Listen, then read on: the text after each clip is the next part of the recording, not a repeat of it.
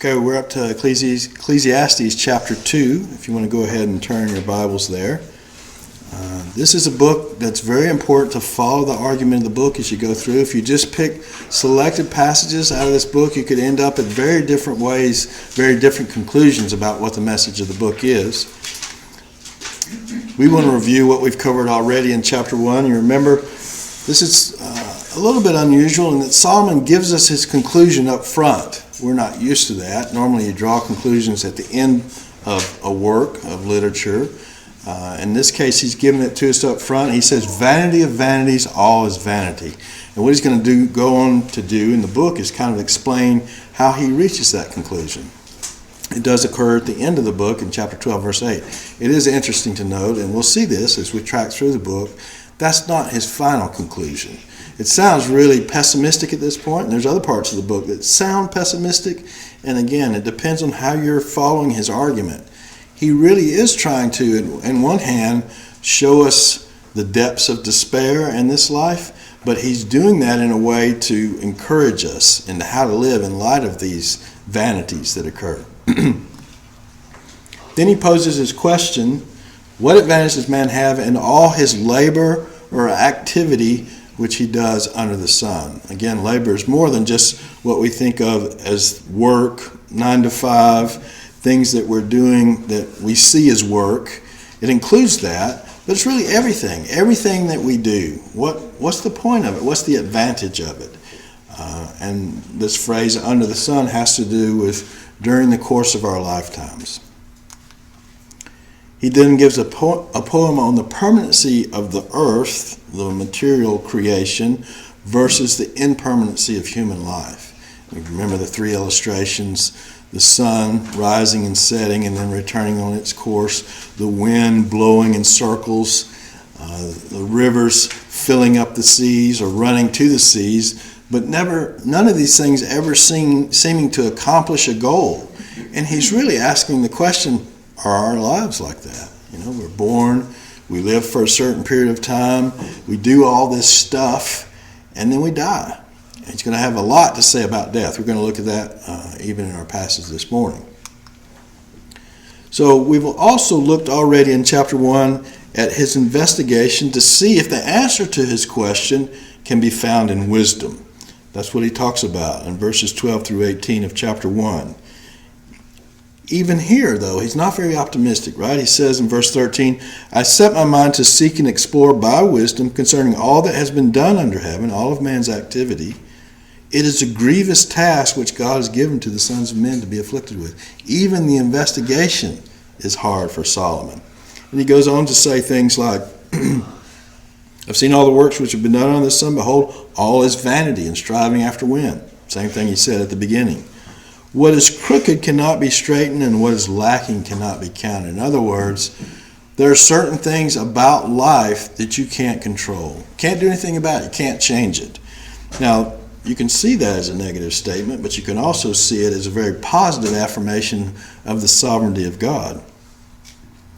But he goes on to talk about how he magnified and increased wisdom, and certainly the rest of the Bible verifies that. As he was the wisest man of his day, really one of the wisest men of all time. And yet, I set my mind to know wisdom, no madness, and folly. I realized that this also is striving after wind. Because in much wisdom there's much grief, and increasing knowledge results in increasing pain. So his search to find the answer in wisdom didn't bring results. And at least it didn't bring the results that he was looking for. So now he's going to turn to another place. He's going to try to find the answer in pleasure. And we're going to see that even as he does this, and even as he tries to find the answer in what he calls pleasure or madness and folly, he hasn't abandoned wisdom. That's an important thing to keep in mind. A lot of people try to find the answer in life, a certain measure of satisfaction in life, in foolishness and pleasure, and they do abandon wisdom. But Solomon's not doing that. All of this is part of an investigation on his part to find ultimate satisfaction in life. So he's going to speak about the fact that his wisdom stood by him, even as he made this investigation through wisdom and folly, or through foolishness and pleasure. And that sounds a little odd, but I think it'll make sense as we read in chapter 2. Keep in mind, too, that there was nobody better qualified than Solomon to conduct such an investigation. I mean, this guy was not only given an extra amount of wisdom from God, but he lived and ruled at a time at the height of Israel's glory. And he went through some tremendous experiences himself. And so all of this is at the end of those things, or towards the end of his life, and he's really trying to help us benefit from his own experience and from his own investigation to see where ultimate satisfaction lies. All right, with that as background then, let's read Ecclesiastes 2. We'll read verses 1 through 17. I said to myself, "Come now, I will test you with pleasure, so enjoy yourself. And behold, it too is futility. I said of laughter, it is madness, and of pleasure, what does it accomplish? I explored with my mind how to stimulate my body with wine, while my mind was guiding me wisely, and how to take hold of folly, until I could see what good there is for the sons of men to do under heaven the few years of their lives. I enlarged my works. I built houses for myself. I planted vineyards for myself. I made gardens and parks for myself. And I planted in them all kinds of fruit trees. I made ponds of water for myself from which to irrigate a forest of growing trees. I bought male and female slaves, and I had homeborn slaves. Also I possessed flocks and herds larger than all who preceded me in Jerusalem. Also I collected for myself silver and gold and the treasure of kings and provinces. I provided for myself male and female singers, and the pleasures of men, many concubines. Then I became great, and increased more than all who preceded me in Jerusalem. My wisdom also stood by me, and all that my eyes desired, I did not refuse them. I did not withhold my heart from any pleasure, for my heart was pleased because of all my labor, and this was my reward for all my labor. Thus I considered all my activities which my hands had done, and the labor which I had exerted, and behold, all was vanity, and striving after wind, and there was no profit under the sun. So I turned to consider wisdom, madness, and folly. For what will the man do who will come after the king except what has already been done? And I saw that wisdom excels folly, as light excels darkness. The wise man's eyes are in his head, but the fool walks in darkness. And yet I know that one fate befalls them both. Then I said to myself, as is the fate of the fool, it will also befall me. Why then have I been extremely wise? So I said to myself, this too is vanity. For there is no lasting remembrance of the wise man as with the fool, inasmuch as in the coming days all will be forgotten. And how the wise man and the fool alike die. So I hated life, for the work which had been done under the sun was grievous to me, because everything is futility and striving after wind. So this is an investigation of pleasure seeking. Keep in mind through all this that Solomon is seeking to answer that same question that he posed back in chapter 1, verse 3. What advantage does man have in all his work which he does under the sun? Now once again, he gives us his conclusion up front in the first two verses.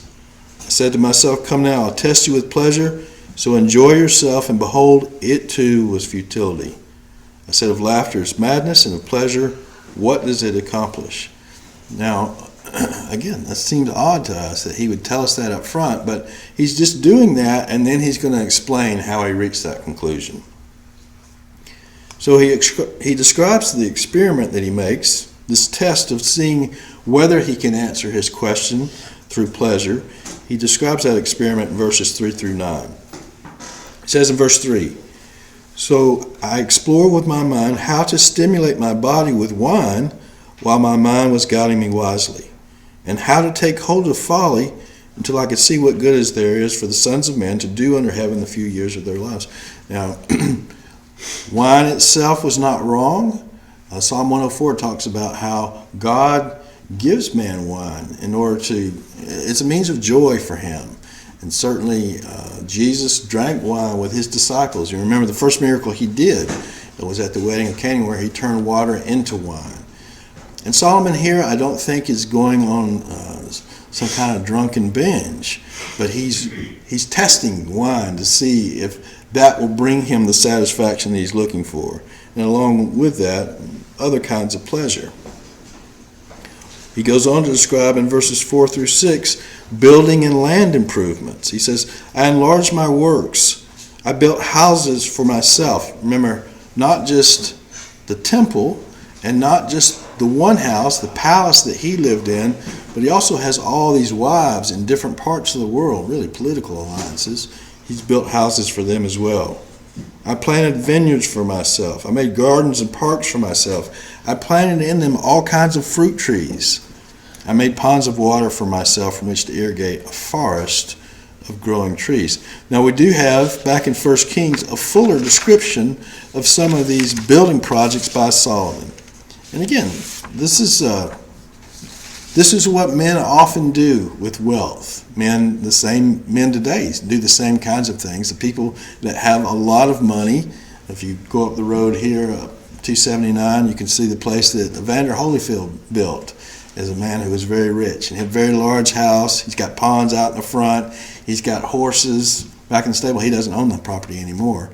But this is what people with a lot of money do. And Solomon certainly had tremendous wealth, and he had tremendous building projects as a result of that wealth. Turn with me, if you will, back to 1 Kings. We're going to look a little bit in 1 Kings chapter 7 and 1 Kings chapter 10 just to get a better feel for the wealth of Solomon, the things that he's describing here in the book of Ecclesiastes. We'll also show just a few pictures up here to show you some of the pictorial look at some of these building projects. Solomon's house is described in 1 Kings chapter 7, verses 1 through 9. It says, Now Solomon was building his own house. 13 years it took him. He finished all his house. And he built the house of the forest of Lebanon. Its length was 100 cubits, and its width 50 cubits, its height 30 cubits. Now if you do the math on that, a cubit is about 18 inches. So we're talking about a building that was 150 feet by 75 feet by 45 feet tall. It doesn't tell us if it was 3 stories, but that seems likely. But each one of those floors would be 11,250 square feet. That is a big house. It was on 4 rows of cedar pillars with cedar beams on the pillars. It was paneled with cedar above the side chambers, which were on the 45 pillars, 15 in each row. And there were artistic window frames in 3 rows, and window was opposite window in 3 ranks. All the doorways and doorposts had squared artistic frames, and window was opposite window in 3 ranks. Then he made the hall of pillars. Its length was 50 cubits, its width 30 cubits, and a porch was in front of them, and pillars and a threshold in front of them. And he made the hall of the throne where he was to judge, the hall of judgment. It was paneled with cedar from floor to floor. His house where he was to live, the other court inward from the hall, was of the same workmanship. He had also made a house like this hall for Pharaoh's daughter, whom Solomon had married. All these were of costly stones, of stone cut according to measure, sawed with saws, inside and outside, even from the foundation to the coping, and so on the outside to the great court. It gives you and I'll show you a picture here in just a minute, but that gives you an idea of just the magnificence of his palace. Solomon's wealth is described in 1 Kings chapter 10, beginning in verse 21. This too gives us an idea of how the house was furnished. Chapter 10, beginning in verse 21. All King Solomon's drinking vessels were of gold, and all the vessels of the house of the forest of Lebanon were of pure gold. None was of silver. It was not considered valuable in the days of Solomon. You know the way the precious metals work. The more abundant they are, the less valuable they are. And in Solomon's days, silver was very abundant. For the king had at sea the ships of Tarshish with the ships of Hiram. Once every 3 years the ships of Tarshish came bringing gold and silver, ivory and apes and peacocks. So King Solomon became greater than all the kings of the earth in riches and in wisdom. And all the earth was seeking the presence of Solomon to hear his wisdom which God had put in his heart. And they brought every man his gift, articles of silver and gold, garments, weapons, spices, horses and mules, so much year by year. You've probably seen movies that depict this as well. That was the way that you honored the king, was to bring these kinds of gifts. And the land of Israel itself was a land bridge between three different continents, Africa, Asia, and Europe. And so traffic over land flowed through Israel all the time. And there was a system set up by which you paid tribute to be able to go through that nation, to go through that portion. So both by compulsion and by wanting to honor Solomon as this tremendously wise king of his day, people brought him these kinds of riches. I mean, he was just raking it in. Now Solomon gathered chariots and horsemen. He had 1,400 chariots and 12,000 horsemen, and he stationed them in the chariot cities and with the king in Jerusalem. So these chariot cities and the horsemen that were part of them would have been stationed at different points across the land of Israel. Solomon, he had these horses in there really, I think, as much as anything as a display of his wealth, but they did use them at times when they needed to defend the nation. The king made silver as common as stones in Jerusalem, and he made cedars as plentiful as sycamore trees that are in the lowland. Also Solomon's import of horses was from Egypt and Kue. Kue was the chief city of Cilicia, which was in the southeastern portion of Asia Minor, and it would be kind of like analogous to Kentucky. If you're familiar with Kentucky as the bluegrass state, and they breed horses there to run in all these championship horse races. Well, that's the way the city of Kue was. It was known for excellence in breeding horses. And the king's merchants procured them, the horses from Kue, for a price.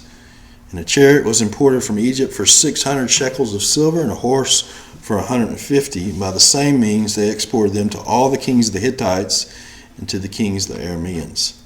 So let's see. Let's go on to talk about his possessions, and then we'll look some more at pictures of some of this. Possessions of music in verses 7 and 8. I bought male and female slaves, and I had homeborn slaves. Slaves, again, would have been different from the kind of slavery that we know about from American history. Slavery wasn't necessarily a bad thing in that time, especially if you lived for a very rich master. They had families, and they had slaves that would have been born to them. Homeborn slaves, or slaves that were born to people that were already purchased as slaves and serving in the kingdom. Also, I possessed flocks and herds larger than all who preceded me in Jerusalem. We talked about this some last week. There was only one other king that preceded Solomon in Jerusalem. That was David. So, as Charles noted, and as you think about it, there would have been other kings in this area from more ancient history to Solomon. I think the main thing is what he's saying is more than anybody else, probably not just in the area of Jerusalem, but anywhere in the world, he had amassed this great fortune and palatial splendor. Also, I collected for myself silver and gold, the treasure of kings and provinces. I provided for myself male and female singers and the pleasures of men, many concubines. Now, the word that appears here for concubine it only appears here in the Old Testament. The concept of a concubine appears elsewhere, but this word is disputed as to whether or not it actually means that. I think the case is strong. It is talking about that, and we know from Solomon's history that he had many concubines and wives. It's a strange concept to us. Wasn't so strange for the day. A concubine was basically a woman that he had relations with and had children by, but didn't necessarily have the privileges of being a wife. They're mentioned most frequently in the book of Judges, but they continue to be a prerogative, especially of kings in Solomon's day. And, to have a lot of children, to have a lot of sons in particular, was very important for the kings, and that was part of the function that concubines served. The point of all this was that Solomon had it all. I mean, he had wine, women, and song, perhaps like no other man in history, particularly because of his position as the king of Israel at the height of his glory, and by God's design, this particular piece of real estate over which he ruled enhanced his splendor as a king. Solomon was rolling in the dough and living large, as we would say. This is a picture by a painter named Pointer, and it gives an idea of what the visit by the Queen of Sheba to see Solomon might have looked like. I went online just to find there's lots of different drawings of the temple itself, but not so many of Solomon's palace. But this painting would have included both. This would have been a visit by the queen in his palace. And gives you an idea just of how large it was. This, of course, is the temple itself. Remember that David kind of laid the foundation, metaphorically speaking. He prepared the way for Solomon to build this temple. You can just look at it and see how beautiful it would have been, sitting up as it was on the height of the city of Jerusalem, and all the people seeing it really as the center of the city and the center of worship. It was a tremendous building. Had that gold accent on the outside and then gold plating on the inside. You can see also the bronze altar and the bronze laver and the small wheeled lavers that they used to prepare the animal sacrifices. All these were described as, their construction was described as an act of wisdom by those two men that were especially appointed for this task. But all this was overseen and built by Solomon. So that brings us to just the end of the description of his experiment to see if the answer to his question of what advantage there is for all this activity is found in these kinds of things. He makes an intermediate judgment on that question in verse 10. And all that my eyes desired, I did not refuse them. I did not withhold my heart from any pleasure. For my heart was pleased because of all my labor, and this was my reward for all my labor. So at least from that statement, it sounds like he is getting a certain measure of satisfaction from these things, right? He says that pleasure was the reward for his toil, and his heart was pleased by that. But as we continue to read it, we'll see that satisfaction didn't last very long. And there is a difference between kind of a temporary elation from some new possession or new job or new relationship that doesn't last. It doesn't provide ultimate value. And that's what we see in verse 11. It seems as if as Solomon looked upon all these works and reflected a little bit further, they're not providing him the satisfaction that he's looking for. It says in verse 11, thus I considered all my activities which my hands had done, and the labor which I had exerted, and behold, all was vanity and striving after wind. There was no profit under the sun. These things provide a certain measure of pleasure and satisfaction, but not the kind of satisfaction that Solomon is looking for. And again, it's not hard for us to relate to that. I mentioned the fact that rich people do these same kinds of things. We even do them on a much smaller scale. We have the same kind of building projects around our homes, whatever our measure of wealth.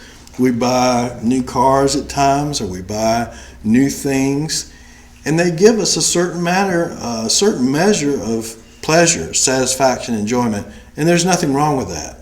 But what we have to be careful about is recognizing the difference between that and even seeing those things as good things and things that God enables us to do, and actually finding ultimate meaning in those things. I think that's what Solomon is testing for here, and he's not finding it. Certainly we know of people in our day who have tremendous wealth and resources, and yet their lives are miserable. I mean, I don't follow celebrity news. It's just not something I enjoy doing.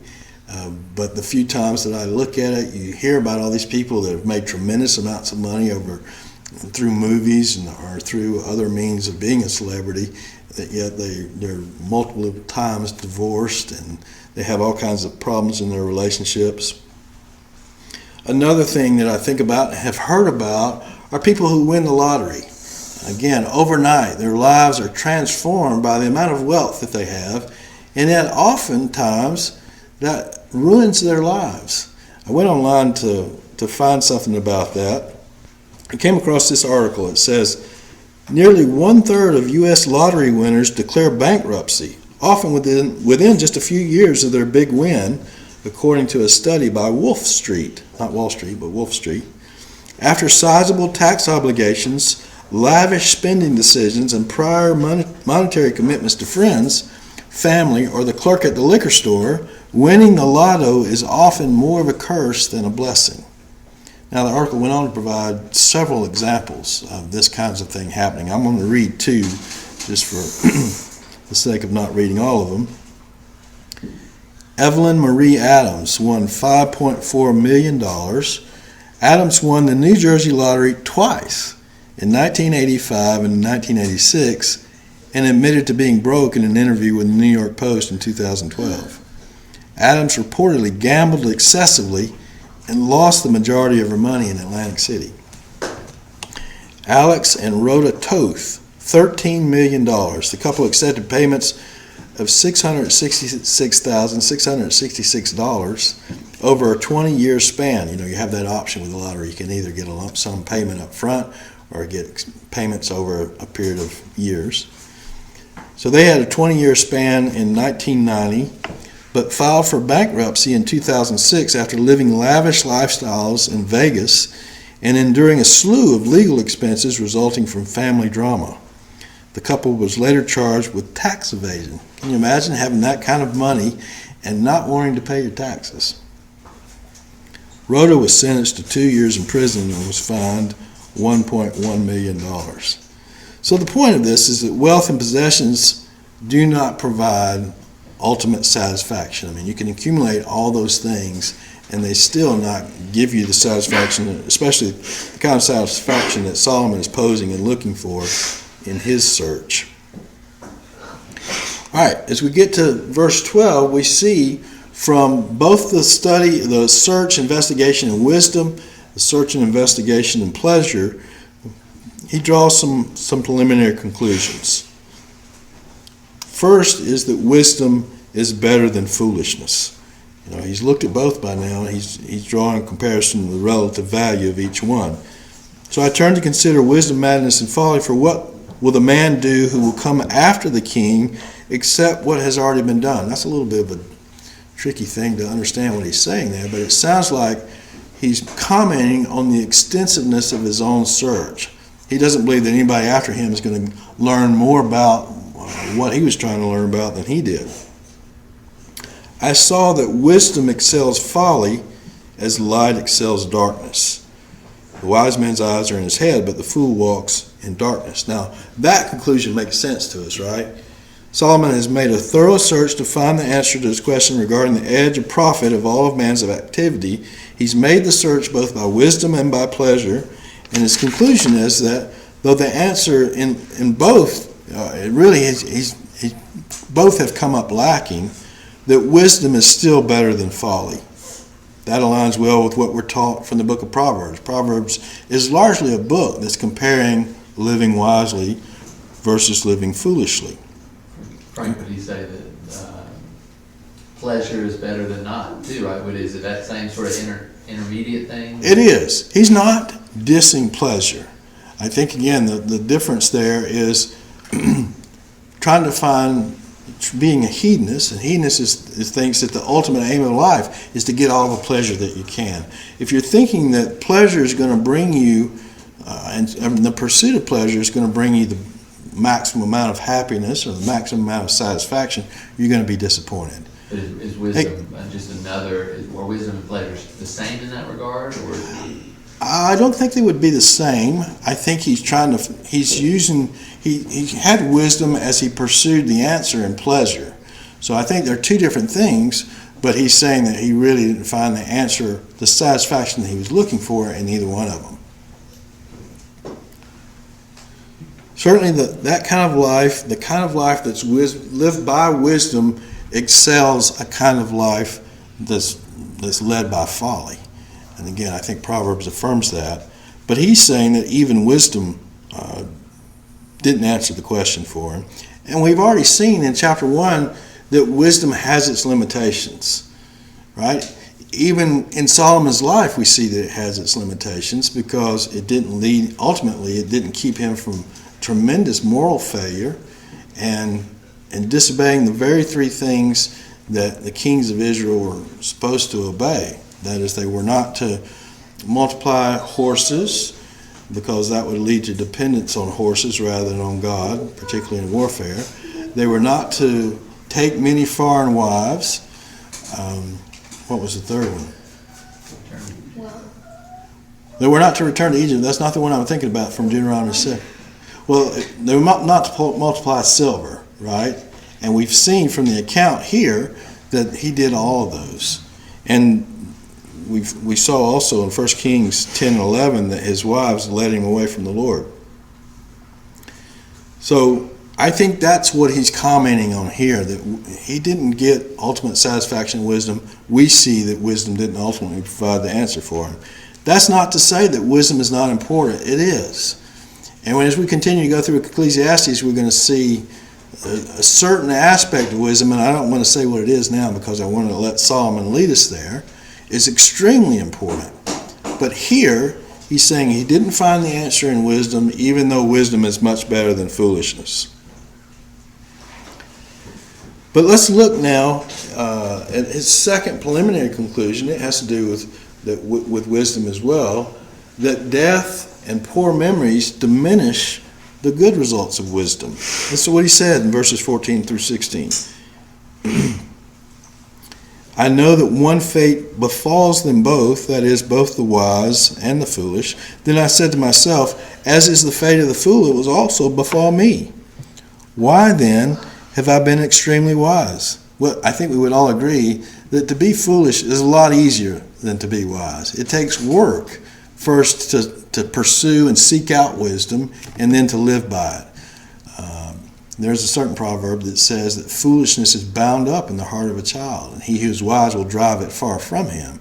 Well, that right there shows that we're born with an inclination towards foolishness. And he's saying, well, why put forth the effort to be wise when the same thing's going to happen to me that happens to a fool? I said to myself, this too is vanity. There is no lasting remembrance of the wise man as with the fool, inasmuch as in the coming days all will be forgotten, and how the wise man and the fool alike die. Now that last part sounds a lot like what we saw back in chapter 1, verse 11. There's no remembrance of earlier things, and also of the later things which will occur. There will be for them no remembrance among those who will come later still. So he's just talking about how we spend our lives in this short time on the earth, and we can work hard, we can develop a good reputation, we can even manage the things that God gives us over that time well, and then ultimately we'll be forgotten by the next generation. And the ones that come after us will be forgotten about the generation that comes after them. The fact that one fate befalls both the wise and the foolish is a commentary on a very significant element of the curse that we've talked about. A curse that came from God, it came upon the whole of creation, and it came after God had warned Adam about the consequences if he disobeyed. Let me read that well-known passage to you. This is in Genesis 2. It's before the fall. It's after the 6 days of creation, and after Adam was created, but not Eve. She's not yet been made. Then the Lord God took the man and put him in the Garden of Eden to cultivate it and keep it. And the Lord God commanded the man, saying, from any tree of the garden you may eat freely, but from the tree of the knowledge of good and evil you shall not eat. For in the day you eat from it, you shall surely die. Now, it's an interesting thing to think about. He didn't even know what death was at that point, right? There was no death in the creation. None of the animals had died. None of the plants had died. How would he even know what death was? But that was the warning. And of course, that's what Solomon is talking about here in verses 14b through 16. Death is both the ultimate equalizer and the ultimate frustration or vanity. Because no matter how well you live, you're still subject to death. In fact, Solomon has a lot to say about death in Ecclesiastes. And what I want us to do now is do a little survey through the book, brief, just to see the different places that he comments about death. And as we get to those places, as we walk through our study, we'll look at them in more detail. But I just want you to see at this point what he says about them. First, all mankind must die. The fate, this is in chapter 3, verse 19, the fate of the sons of men and the fate of beasts is the same. As one dies, so dies the other. Indeed, they all have the same breath, and there is no advantage for man over beast, for all is vanity. Now, that's another hard thing to square, right? Because we think of man being superior to the beast as the one who was made in the image of God and who rules over the beast. And that's true. All that's true. I don't think Solomon's contradicting that. But he's saying, relatively speaking, we're no better than the beast because we die just like they do. I mean, he says they have breath. It means they have an animating principle. You can tell when a dog is alive and when it's not. We were coming to church this morning and there was a dead possum in the middle of the road. We could tell it was dead and not just sleeping. Yeah, we actually had a little discussion about that. But death comes to beast and to man. And Solomon, for him, he's saying, how are we better than the beast, in essence? That's what he's arguing. He even says that death holds certain advantages over life. Now, you talk about pessimistic. That's pretty bad. Chapter 6, verse 3, if a man fathers 100 children and lives many years, and of course that's posed as a very good thing, however many they may be, but his soul is not satisfied with good things, and he does not even have a proper burial, that would have been very important in that day, then I say better the miscarriage than he. So I'm going to say better not to ever be born than to have a very long life with a great number of children and not be able to enjoy them. So he's even seeing death as a good thing in that sense. But he balances that with the fact that life holds many advantages over death. Chapter 9, verses 4 and 5. For whoever is joined with all the living, there's hope. Surely a live dog is better than a dead lion. For the living know they will die, but the dead do not know anything, nor have they any longer a reward, for their memory is forgotten. So, again, you have to kind of recognize that he's going to say some things one way in one place and one way in another, and you've got to kind of see in the context of each one the point that he's making.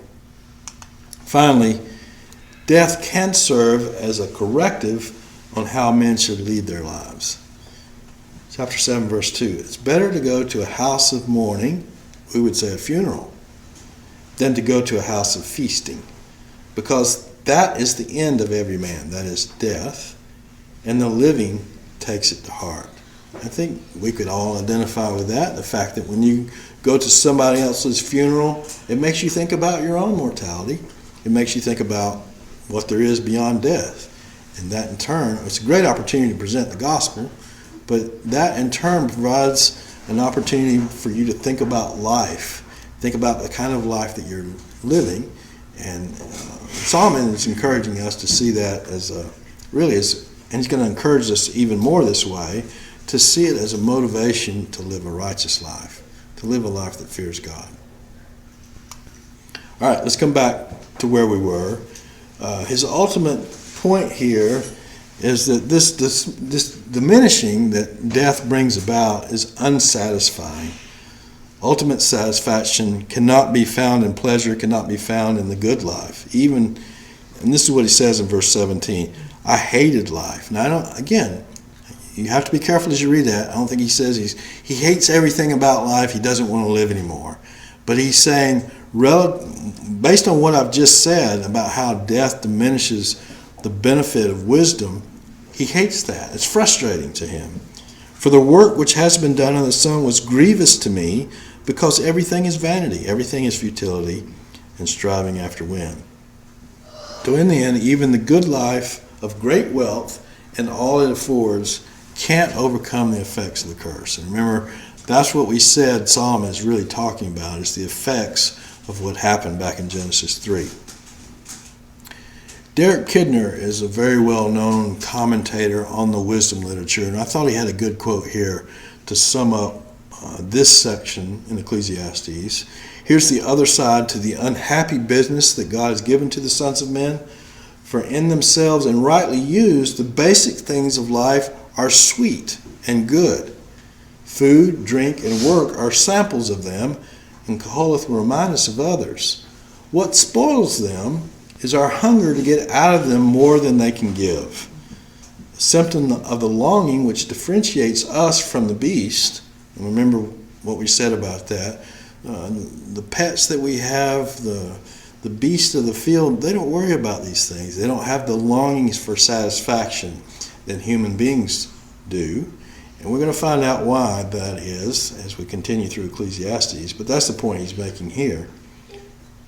So what spoils them is our hunger to get out of them more than they can give, a symptom of the longing which differentiates us from the beast, but whose misdirection, that is, I think he's talking about the longing here, whose misdirection is the underlying theme of the book. He's just commenting on the fact that Solomon's looking for this satisfaction. He's looking for this answer to what profit there is for all of men's activity under the sun, and he's not finding the answer so far. Now, hang in there. He's going to find it, and it's going to be a very orthodox conclusion. But again, his method is to examine these things along the way and tell us of his frustration as he's looking. So we started out looking at we finished up, I should say, this morning, looking at some preliminary conclusions from his investigation in chapters 1 and 2. We'll finish those up next week in verses 18 through 26. I want to read that section in preparation for next week. That'd be a good exercise. All right, let's have a word of prayer, and then we'll go to the Lord's table.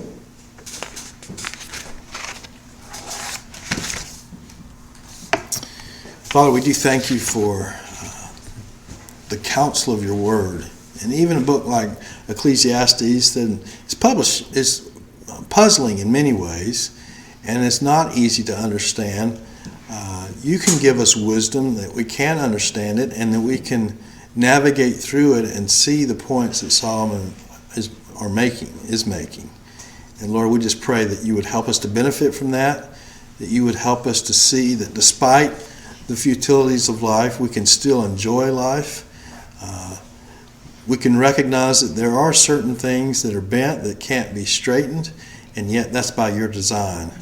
And the important thing that we have some control over is our own response to the frustrations of this life and our own pursuit of knowing you and fearing you, recognizing that in itself will provide ultimate satisfaction.